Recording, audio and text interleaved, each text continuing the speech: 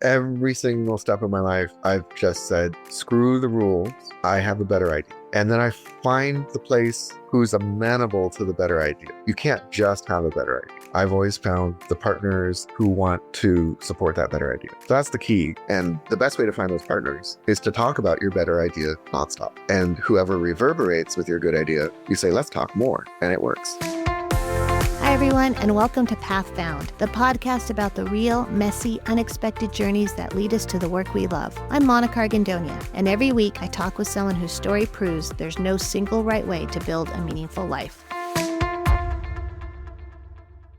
What does it look like to build a life entirely off menu? To ignore the job listings, the major requirements, the rules, and just say, I have a better idea. Today, I'm joined by someone who has been doing exactly that since he was 12 years old. He grew up in Los Angeles, mostly mute, spending more hours in the library than in the classroom, and decided at age 12 that he would dedicate his life to the study of themed entertainment. Not because there was a degree for it, there wasn't, but because he saw Disneyland and thought, someone designed this, and I want to be one of those people. He designed his own college major, called it escapism, threw some of LA's most legendary underground parties, grew Dapper Day from 400 to 40,000 attendees, and was well on his way to a thriving career in live events when a single day of hauling equipment changed everything. A torn shoulder, a broken back, a wheelchair, and then a neurological disorder that briefly took away his ability to speak. And yet, somehow, that became the upgrade. From mute kid to keynote speaker, he is Eric Adams. So Eric, thank you so much for being a guest on the show today. I'm excited to talk to you and kind of hear your background and how you ended up doing what you're doing now.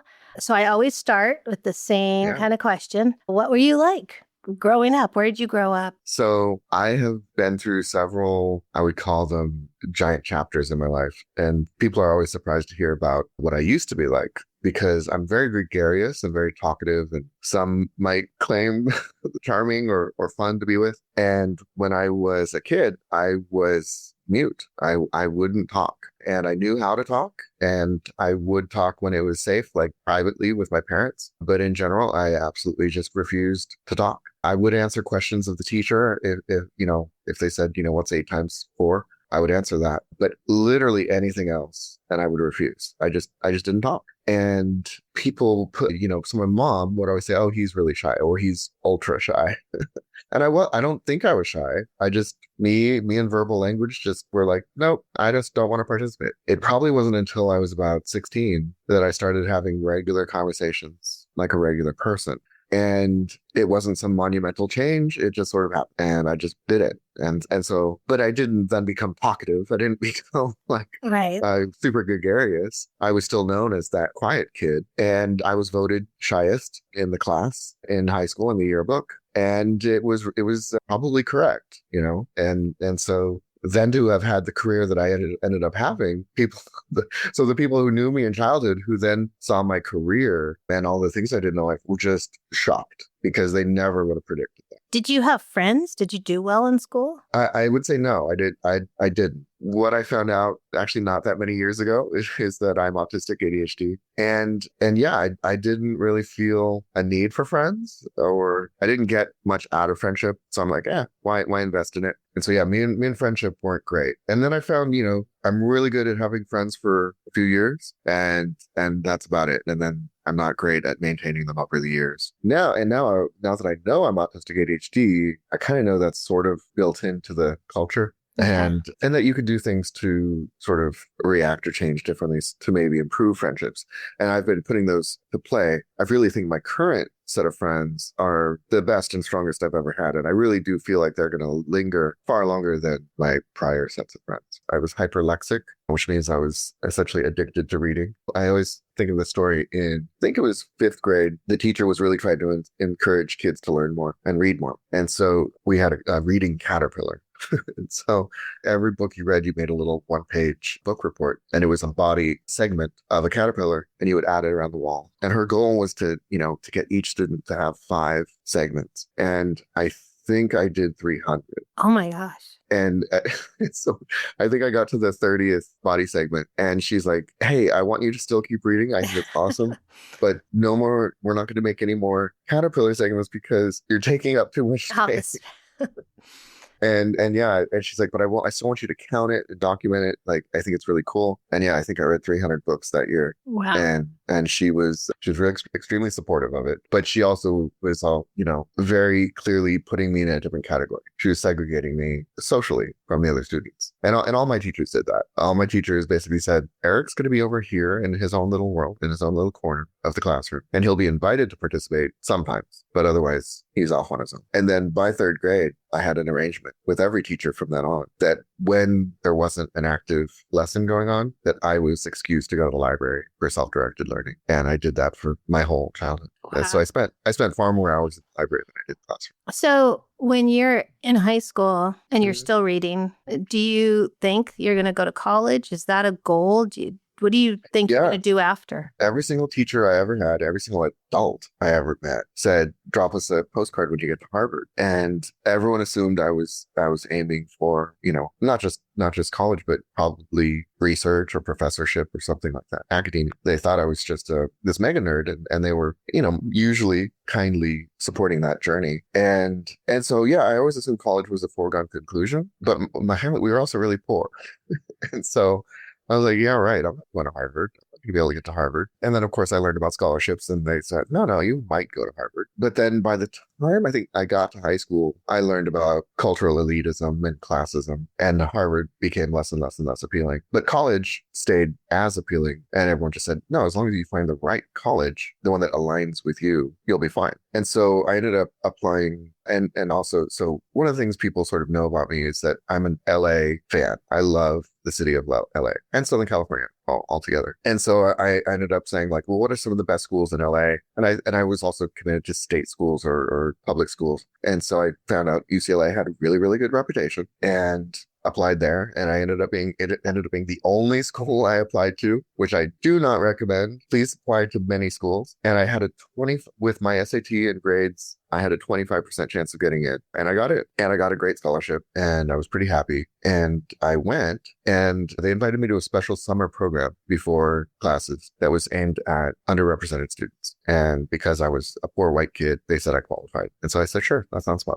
And I didn't enjoy it. And I didn't think that the summer program was a strong academic program. And so I left, and I sort of dropped out. And they reached out to me and they said, summer program's different from the regular school. Please come back to the regular school. We don't want your bad experience with the summer program to reflect on the undergraduate program. So I went back to the undergraduate as a regular freshman, and I kept changing my schedule every day. I would take a class and I would say, oh, this is not for me. And I would cancel it and go to a new class. And I did that with about 10 or 15 classes in about a month while they still allowed re-enrollment class changes. And each time I was just really thoroughly unimpressed academically. And my fellow students didn't know how to read. The thing that really stuck with me, I was like, they're not reading it. Not only are they not reading at college level, they're not reading at high school level. And this was all my fellow students. I mean, and I was really trying to find people I wasn't necessarily trying to find people at my level. And this, by the way, this sounds really, I don't know, I feel like I'm bragging, and I'm not. I wanted to hang out with other nerds. And I found UCLA, the undergraduate program was not stocked with nerds. It was stocked with really average, normal students who were fine and great, but I wanted nerds. And I talked to my advisors at the time, and they said, oh, well, let's get you into some upper class classes and try them. And so I did some senior level classes in several departments. And I had the same exact reaction. They were all very nice students, and they didn't know their stuff. And these were majors. These are people who had named a major, apparently wanted to pursue a career in that thing, and they didn't know the first thing about their major. And I was so disappointed that I just dropped out again. And I was like, UCLA did not meet my standards. And I was really happy with my decision. And I was like, yeah, that's fine. We're not a match. And I said, I've always been learning self-directed anyway, so I'm just going to continue that. So I would hang out at the library a few times. I got a job. I got jobs that were fun, that challenged me, and I continued my learning journey on my own, self-directed as always. And then, this is personal, but my mom had they were proud about the fact that they never got married, but they were essentially married. And so this is my stepdad, and he was 34, and he died of alcoholism, of abusing alcohol since he was 15. And I was 24 or something like that. And it really struck me because, he was a young guy, and I'm like, all he accomplished was killing himself with alcohol. And I was like, wow, I want to make sure that that's not my pathway. And so I decided to go back to college again at at 25, and I ended up at a junior college at Glendale Community College. And at Glendale Community College, I was working in the writing department, the like writing tutor program, was tutoring kids in English. And the head of that department worked at Occidental College as a recruiter. And she's like, you are exactly the kind of weirdo that will flourish at Occidental College. Have you ever heard about? And I had never heard of the school, even though I grew up within a few miles of it, because it's small. It's a small liberal arts college, 1,600 students, I believe. And I went, I took a tour, I met the folks, and I happened to meet some random students. And it was real clear everyone there was nerds. And I applied and got in. And it was just night and day. And, you know, talk about slotting into the correct school, making all the difference. And I just had the most amazing college experience at Oxy. So much so that I became their poster boy, literally. So I think the first month I was there, they wrote an article on me in the newspaper. And then my sophomore year, they featured me in all of their solicitations, their catalogs and things going out to prospective students. Because they're like, hey, here's Eric. He's a weirdo. He designed his own major, which is a thing that they offered, which is unusual. It's called an independent pattern of study. And they said, and he studies theme parks and fun. And the name of my major was escapism. And they just couldn't get over how cool that was, because almost everyone who chose the independent pattern of study were essentially just double majors, and they were unusual double majors combining. But mine was a collection of more like 10 majors. It was all of the social sciences, plus history, plus economics, plus art, all with the pathway of studying themed entertainment. And here, let me say this sentence exactly right. What I was doing was studying the legal and ethical ramifications, social and ethical ramifications of the leisure, tourism, theme park, casino, and nightlife industries. So basically, I was studying fun for a living and having a blast at it. And it was really a cross-cultural study of fun. And what I'm now that I know I'm autistic, I basically say my special interest was humans, and my special interest is humans having fun is like the sub-interest of my special interest. So yeah, that was my pathway. And I didn't stumble into that. When I was 12 years old is when I had decided I wanted to study themed entertainment professionally. And I started when I was 12. So I used the Glendale Public Library and the LA Public Library as much as I possibly could to start my studies back when I was 12. Do you remember what? Did you go to Disneyland and just think? Yeah, I was obsessed with Disneyland. I had been a few times, and probably by the time I was 10, I realized, oh, this place must have a designer. This place had architects and designers and managers who made choices. I want to be one of those people. I started not just going as a tourist, but trying to pay attention to how things were built and how things were run. And that was definitely the right thing. And so I want to say, like, I had a troubled home life. In adulthood, I was diagnosed with PTSD, and we found evidence of my PTSD starting at 2 years old. And one of the things people tend to not know about PTSD is having PTSD tends to incur more trauma, like trauma begets trauma. And so at 7, I had another set of major traumas. At 8, I had another set of major traumas. 9, 10, 11, all had more traumas kept happening, partially due to where we lived, partially due to, the environment. I witnessed a lot of horrid things. Without going into it, I witnessed my first murder when I was 8 years old. It was strangers, thankfully. But there was just lots of trauma in my childhood. And I was depressed. By 7, I was depressed with serious depression and suicidal for most of my childhood. Sorry, I should have trigger warned that. Never committed, never attempted, never really landed, but really, really wanted to not be in the family and in the home I was in. So when I was 12, and when I said, like, I need to find a way out of this, I need to escape this present, I said, themed entertainment's the trick out of here. And I was like, you know what? I need something to really, I need a North Star to guide me out of this. And for me, that was themed entertainment. And I was like, you know what? I think if I become really, really knowledgeable about this thing that people think is magical and cool, I think that's my ticket out of here. And making that decision really helped. It really made my depression subside. It gave me something to focus on. There were no books written on themed entertainment. And so what I had to do was study everything surrounding themed entertainment. And so that is the history of the carnival, the history of circuses. The first book I ever read, I remember, was a biography of P.T. Barnum. I learned all about the World's Fairs. I learned about cabinets of curiosities. I learned about museums, the history of museums, proto-museums, attractions, roadside attractions, carnivals, boardwalks. So did you know what you wanted to do with that? I knew I wanted to just be in that universe. projects. Okay. My role was very vague and I was okay with that. I was like, I just know I want to be in this world. I just know that this is the universe I want to hang out in. I think I always knew I was generalist. I knew I wasn't an engineer. I knew I wasn't an artist. I got my first job at 16 and almost immediately became a manager. And so early in my life, I found I had good management skills. And so as I got older, yeah. So management in general, but that's obviously a super vague notion too. What is a manager? So when you graduated, what did you do then? When I graduated from Oxy, so while I was at Oxy, I had gotten some amazing mentors at Walt Disney Imagineering and otherwise in the industry, the senior VPs of Imagineering, and they were extremely helpful and they were good mentors. And all of them said the same thing: don't work for Disney. and that had always been sort of, I thought I was going to work at Walt Disney Imagineering. They're sort of the top company in the field. So I thought that was what I was aiming for. And all my mentors kept saying, like, no. Disney requires a certain kind of person, and you aren't that kind of person. And they're like, what I didn't realize at the time was they meant that as a compliment. Okay.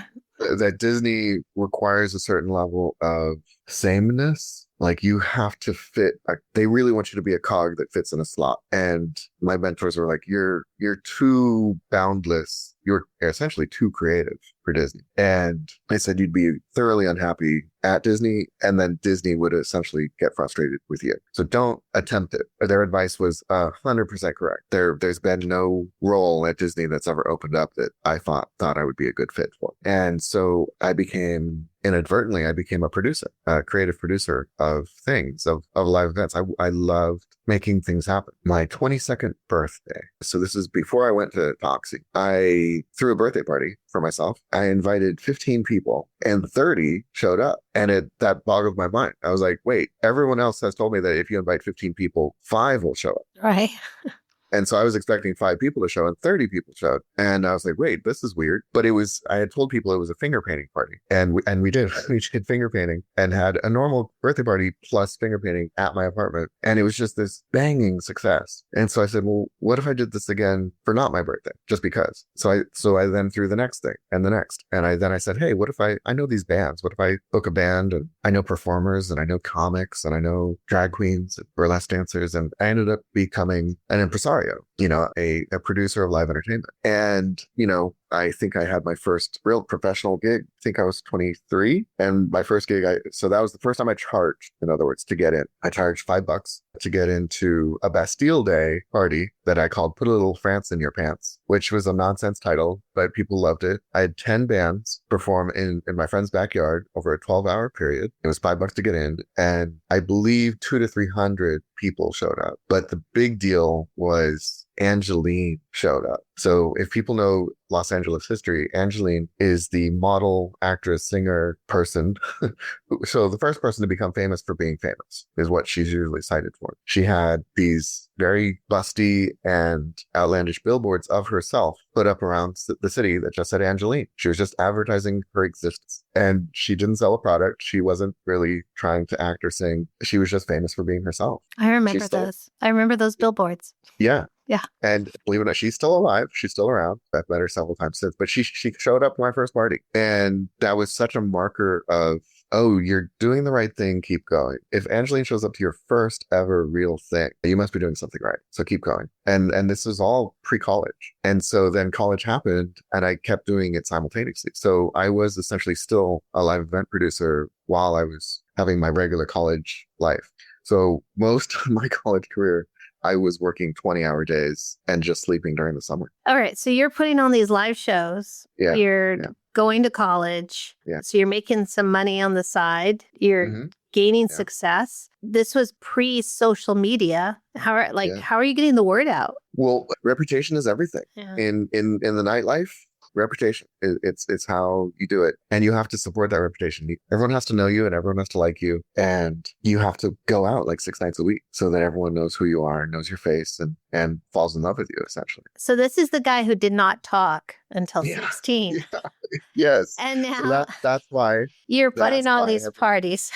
And I'm a man about town and I'm this guy everyone knows and I'm the guy that celebrities know and everyone wants an invite. And, the first thing everyone asks when they arrive at the party is, by the way, when's the next one? And so I realized I started having to plan parties two and three at a time in order to keep the momentum going, which I did, and it was fine. And found that all of essentially my themed entertainment experience was really, really valuable in the nightlife. So I could make special magic moments happen in a nightclub setting that no other nightclub promoter or producer ever thought of. The basis of all themed entertainment is storytelling. It's storytelling come to life. And so no one in the professional nightlife was thinking that way when I was entering the nightlife. No one was thinking we need to put special moments, immersive moments, storytelling moments into our dance party. Like, people are just here to dance and meet other beautiful people and couple off with them or more. So I was the first person to really, I was not the first person. I was in the first wave of people who were adding a second layer to nightlife and making it more interesting and more intriguing. And everyone would show up to my event saying, what does Eric have cooked up tonight? And they knew they wouldn't know. And they knew they wouldn't have been able to predict it. I remember I had an event where I had competitive knitting on stage. Oh my. It just unpredictable things. And and the funny thing is I was obsessed with the space, whether it was a nightclub or a venue or a warehouse or whatever. I was really obsessed with controlling that space. And one of the things I insisted on was a quiet space, that if there was an extra room or a place, and if there wasn't a quiet space, I would build a tent to create a quiet space within a warehouse, for example. And it was like a must. I had to have this. And people would always wonder why. And I didn't know, but I have sensory processing disorder.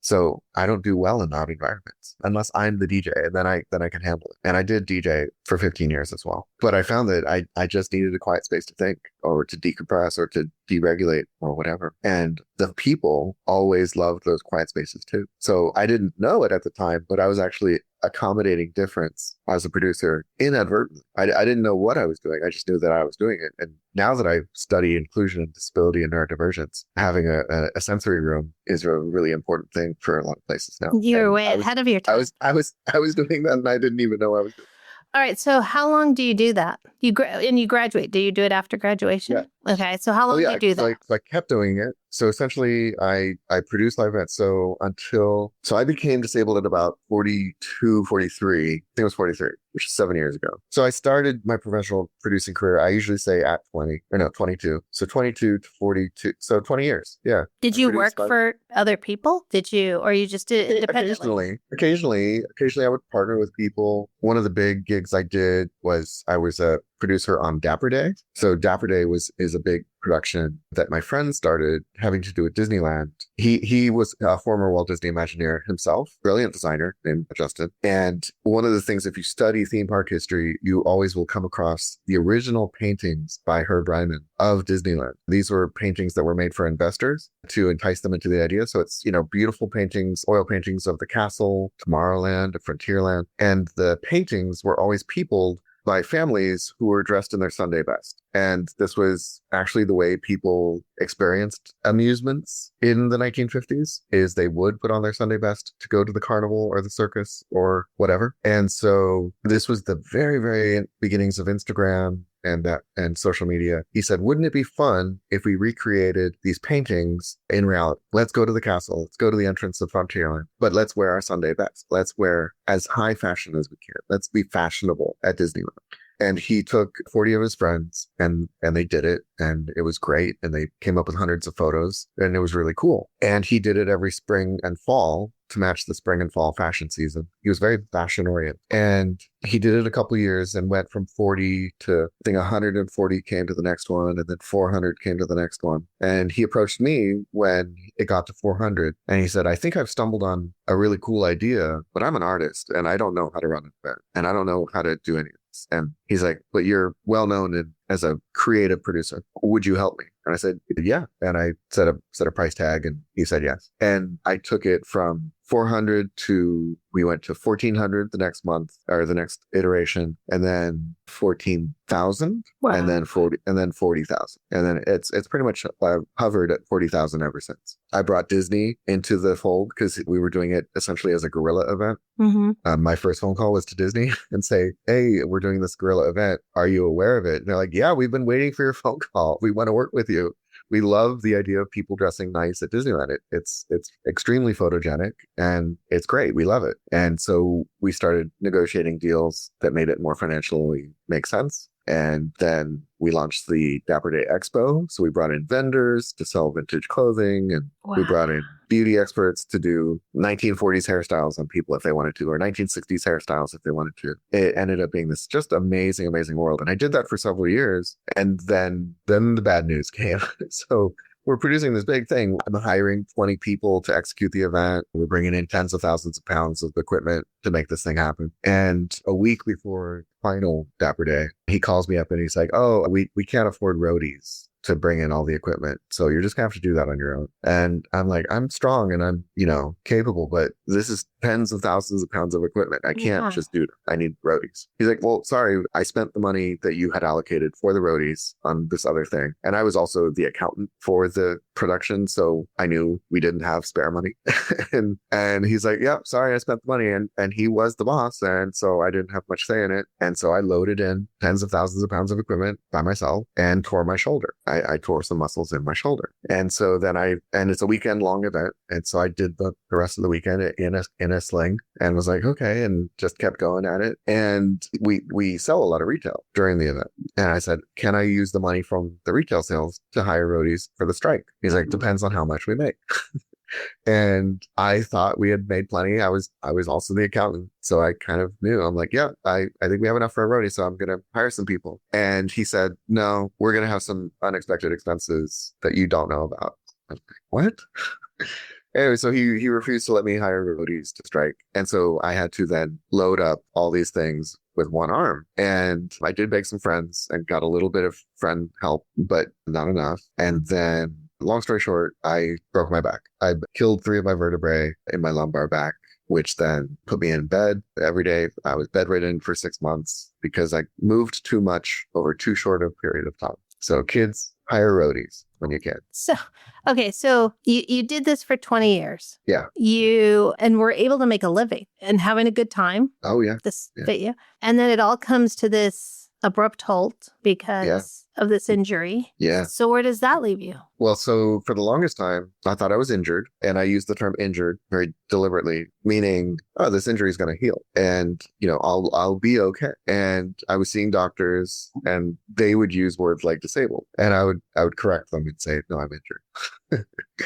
And my injuries basically got worse and worse. I was bedridden, but then I sort of could walk around, but then my walking around got worse and worse. And I found a cane on the subway, and I was gonna take it to Lost and Found, but I started using it. I was like, oh, I wonder what it's like to use a cane. And I was like, I found it was helping me with my back injury to use this cane. I'm like, oh man, am I a cane user? And then my best friend at the time was a wheelchair user, and he every now and then gets a new wheelchair. And so I said, can I test drive your old wheelchair? He's like, yeah, sure. And I was like, can I borrow your old wheelchair? He's like, yeah, sure. And then I became a daily wheelchair user because it was better. I was more functional in a wheelchair than I was without a wheelchair. And I kept calling myself injured. And then I developed a neurological disorder. A year into me being in a wheelchair, I started developing tremors, like Parkinsonian tremors. So my neck starts bopping back and forth, very similar to Michael J. Fox or Katharine Hepburn. And so I have these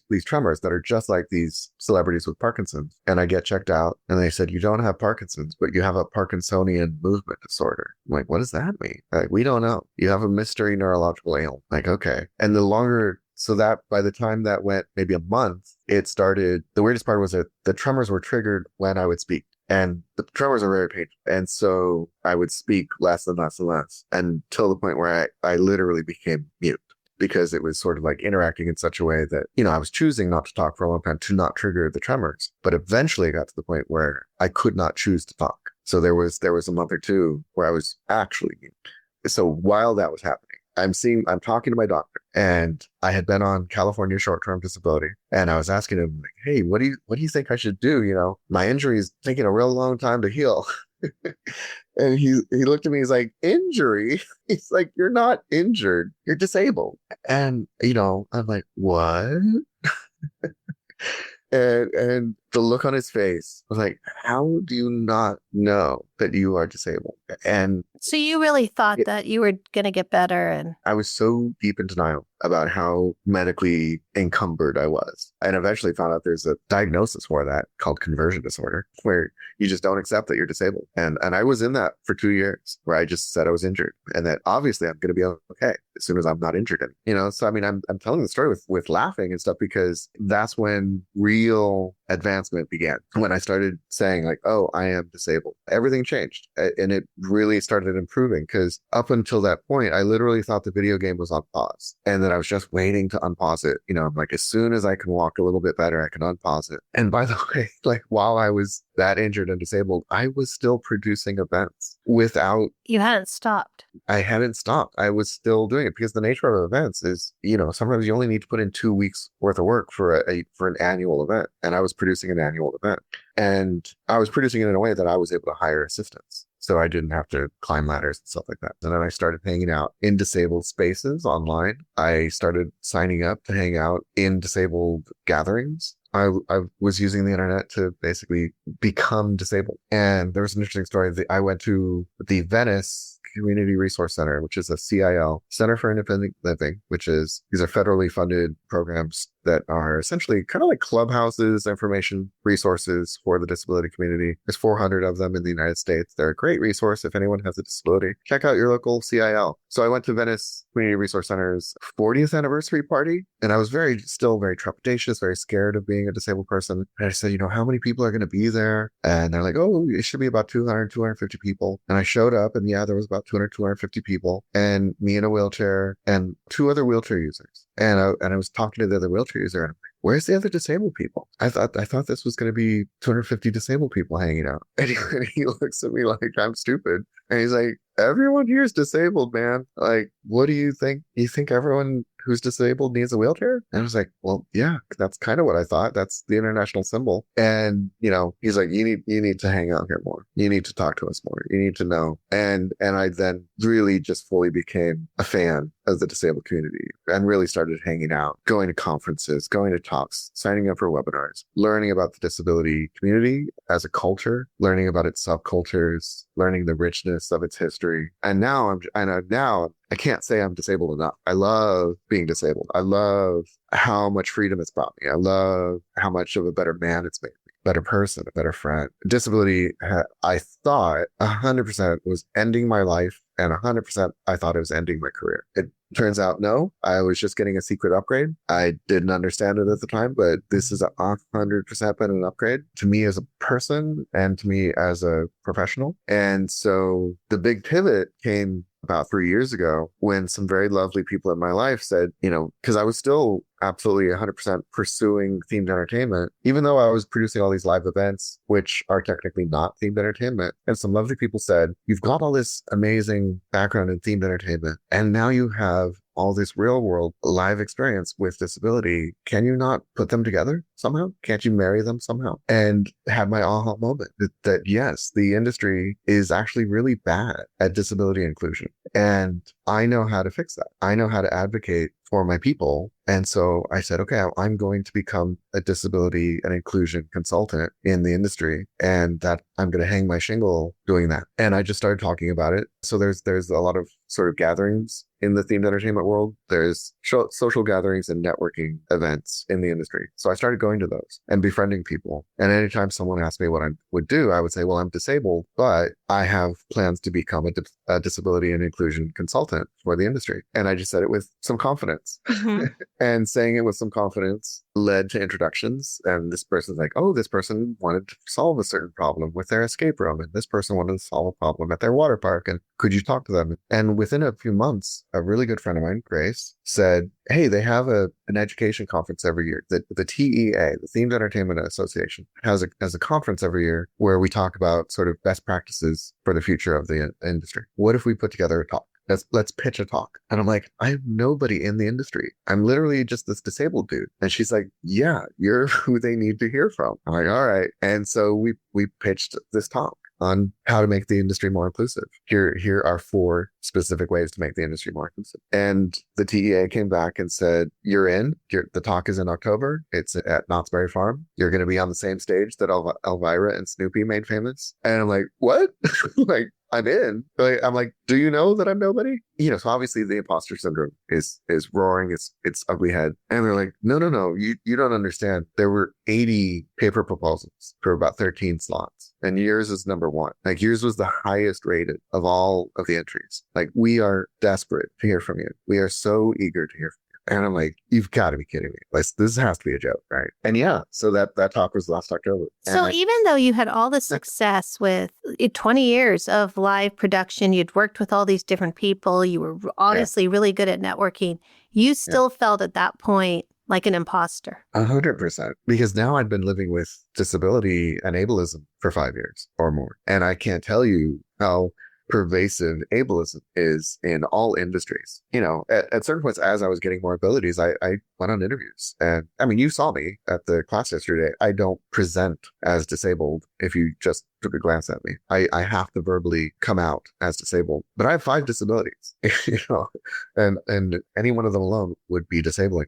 But I was in interviews, and I'd be in second interviews. I'd be a shoe-in for a job, and I'd say like, hey, I need to be upfront about my abilities because they're not obvious. Like, would you still hire me if I need accommodations? And every single person was like, we're not comfortable with that. Our insurance company will never let us hire you. And this, I mean, it's just blatant discrimination. And then I talked to legal firms because I believed that disability discrimination was illegal. And they're like, oh yeah, we're not going to take that case. It's too hard to prove. And I'm like, well, was I discriminated against? They're like, yeah, you absolutely were. Can I do anything about it? Not with our firm. We are nowhere. We are in our infancy when it comes to including disabled people in real life. And so the imposter syndrome was also based on evidence.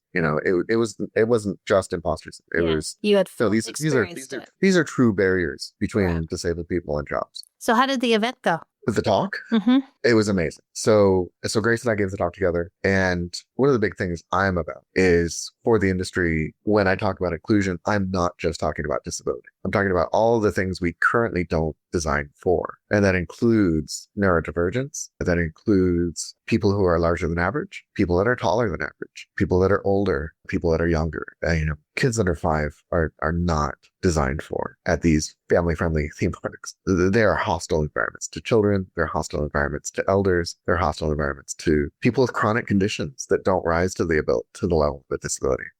People who are pregnant are not designed for. There's just all these folks that aren't designed for. And so that's who I was advocating for. And so we gave this talk, and the way they designed this weekend conference was after every 2 talks, there'd be a 20-minute break. And we were on day 2. And at the end of each break, the speaker would have, 3 or 4 people around complimenting them and talking to them and getting their business card. After our talk, we got swarmed. But there was like 15 people surrounding my little bistro table, begging for our business cards and wanting to set up collaborations and meetings. And it was just so affirming. Amazing.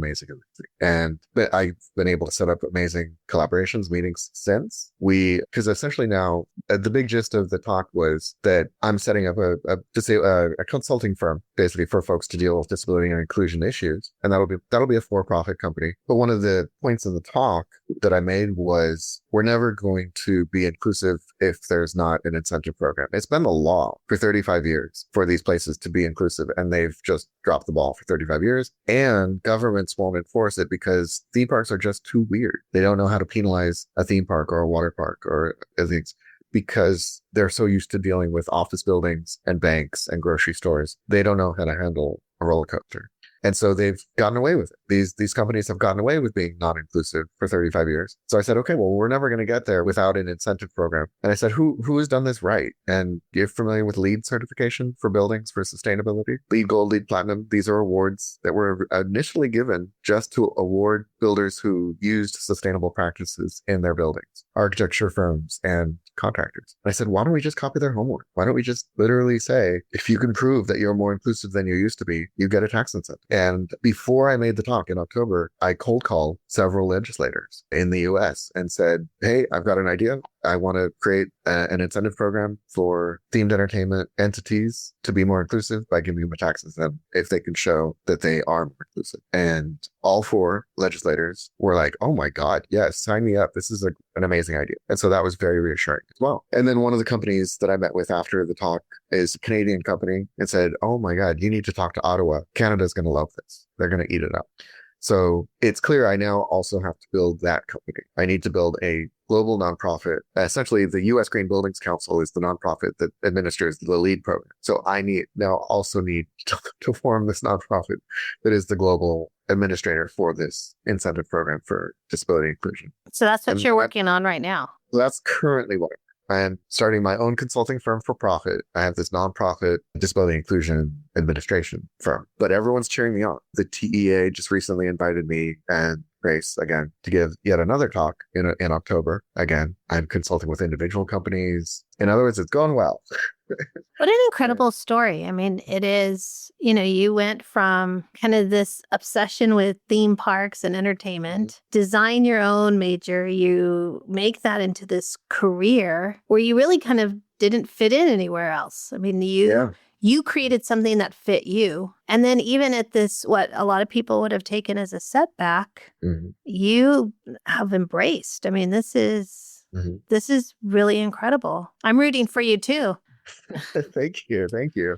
And the beauty of disability, I make next to nothing on Social Security disability, but what that does, it allows me to volunteer and focus my energy on all sorts of stuff. So I'm building a company, I'm building a nonprofit, but I also get to do all this civic engagement. I get to volunteer and I get to dedicate many, many hours towards Stop the Gondola. And that has led to some of the best in friendships and partnerships. Every time I'm tabling at this farmer's market, it's almost like office hours with Eric. I have all these folks that want to stop by and talk to me about this project, and they would talk to me about that thing. And it is so cool. Well, and just to clarify, so Stop the Gondola is the gondola project being put forth by Frank McCourt, who's... Yes, this is a Los Angeles-based project connecting, in theory, Dodger Stadium with Union Station. Yes. It's a boondoggle project. It's a neighborhood killer that we've been organizing against for 5 years straight now. There is no leadership of the coalition, but I'm in the inner circle that sort of nudges it along its way. And to find out more about that, people can go to Stop the Gondola website. .org. Yes, .org. Please do, or at Stop the Gondola on socials. We'd love to see you. And if you don't know a lot about it, that's a good place to find great information, because there's a lot of misinformation out there about that project. There is. Well, you have created quite the life for yourself. It's pretty rad. All my able-bodied friends make fun of me because they're like, "You're the hardest working person I know. You get more done in a month than I get done in a year, and you do it while being disabled." What the disability was never able to do was kill my ambition, and I think that's sort of what I've had since I was 22 is that ambition. And for 5 years, my ambition was slowed down, but not exterminated, and I was really happy about that. So, Eric, what advice would you give to people that may be similar to you, right? Just kind of struggled through childhood in different ways, and kind of felt like maybe they didn't fit in. What kind of advice would you give to young people kind of going out there now? I would say that at every point in my life, I ignored the societal roles and expectations that were presented to me on the menu. So essentially, I've been ordering off menu my whole life. And it's always worked for me. I negotiated with teachers to go to the library instead of sitting through their lessons that I didn't need. All my earliest jobs in my 20s, when I did have a boss, they would hire me for a certain role. And my first meeting with them would be like, here's why the role is wrong. This is what I'm proposing instead. You're going to be happier if I do this instead. Every single one of those bosses said, yes, your version is better than ours. And then in school, I threw away the major system, created my own major. And then in the nightlife, which said, no, you just hire a DJ and do the thing. I'm like, no, I'm going to put in a petting zoo because that's unexpected. Or a knitting competition. Yeah, or competitive knitting. Yeah. Every single step of my life, I've just said, screw the rules, screw what's being offered. I have a better idea. And then I find the place who's amenable to the better idea. You can't just have a better idea. I've always found the partners, the supporters who want to support that better idea. So that's the key. You cannot just have a better idea. has to be a better idea that's welcome. And I think that's why I've succeeded is I'm good at finding those partners. And the best way to find those partners is to talk about your better idea nonstop. And whoever reverberates with your good idea, you say, let's talk more. Let's expand on this. And it works. It works. So don't be discouraged by if you don't like the menu offerings, see if someone will remix the ingredients with you and make something you like. I like that. Yeah. Eric, thank you so much. I really appreciate you sharing that story with us. Oh, it's my pleasure. Thank you so much for listening to Path Found. If anything we talked about today connected with you or gave you a new perspective, we'd love it if you subscribed, left a review, or shared the episode with someone you care about. You can also find us on Instagram at Path Found Podcast. To explore more stories, resources, and ways to get involved, visit KeystoneNetwork.org. This podcast is just one part of the journey. At Keystone Network, we're helping young people and anyone figuring it out as they go build meaningful futures one step at a time. A huge thank you to my podcast editor, David Strutt. You can find him on LinkedIn for helping bring these stories to life, and to Elizabeth Miner at Silvermine Creative for the beautiful artwork and web design. And if you're on your own path, navigating the unknown, making a pivot, or simply figuring it out as you go, just know you're not alone. The route may not be linear, but there's always a way forward. I'm Monica Argandonia, and I'll see you next time on Path Found.